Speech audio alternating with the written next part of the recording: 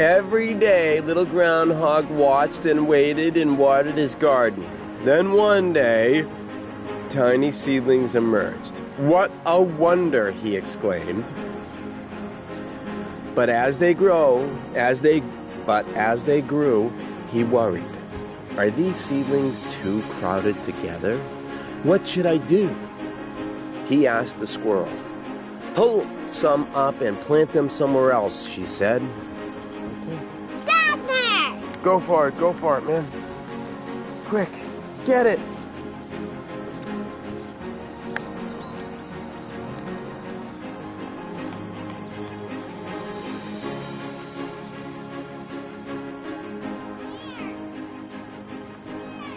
I'm coming.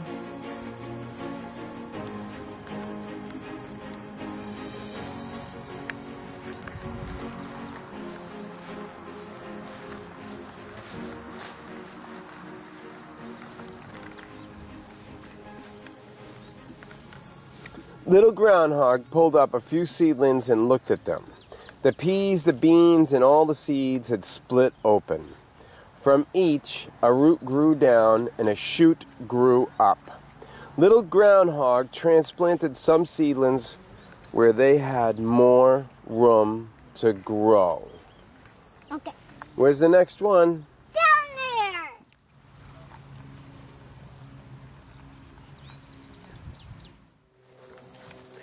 Wren and Praying Mantis said to Little Groundhog, "If you promise not to harm us with bug spray, we birds and insects will help you with your garden.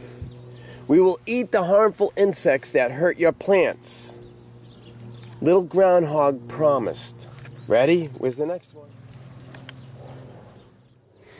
As the weeks passed, plants grew and blossomed. Bees, flies, and butterflies came to eat the sweet nectar and carried pollen from flower to flower. They told Little Groundhog, "The wind, the rain, and we insects pollinate your flowers so they can become fruits and vegetables." What's the next one? Done it!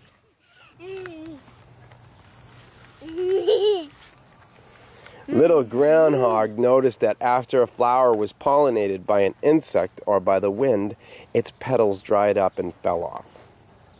Underneath was the smallest beginning of a tiny vegetable. Where's the next one? Done it! Yep, go.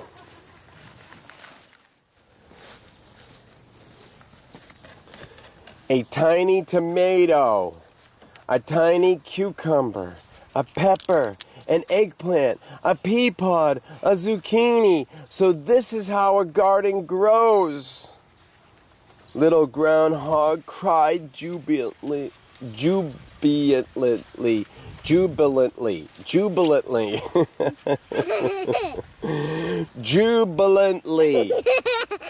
Right? Jubilantly. Look at those corns. Can you read it? Yeah. All right, that's the one now. We go to that one. All right. Tomatoes turned red. Heads of cabbage grew. A sunflower seemed to explode from the top of a tall stalk. Snap peas, string beans, peppers, lettuce, and chard grew larger under the warm sun. Little Groundhog rejoiced. He ate his very own vegetables, plain and fresh, from his very own garden all summer long.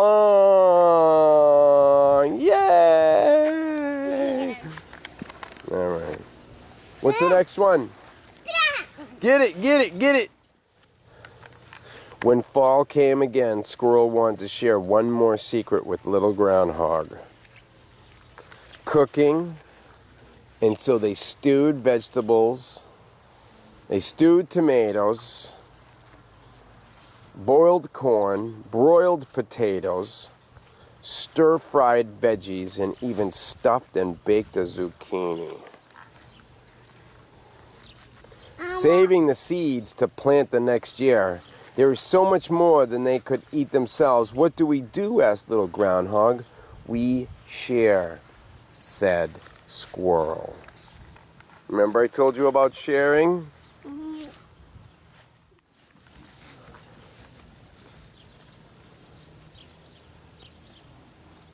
What's this one here? What a great idea, cried little Groundhog as they sat around the table. Their friends exclaimed, "Thank you for inviting us to this amazing feast." Little Groundhog replied, "Thank you all for forgiving me for eating from your gardens last year. And thank you, Squirrel, for teaching me to grow my own. It's beautiful, scrumptious, irresistible. Let's eat." That one. Yep.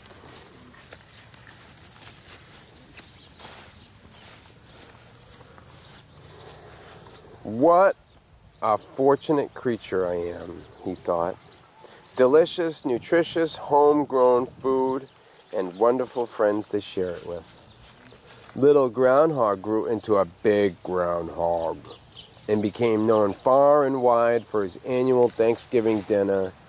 And that's how the Groundhog's garden grew. Stop. All right, what do? We sign off on the list over here, right? We're going to tell them how nice it was. Is that what we're going to do? Yep. Tell them how nice it was.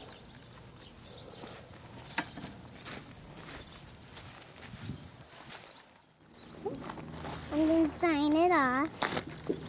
Sign off on it.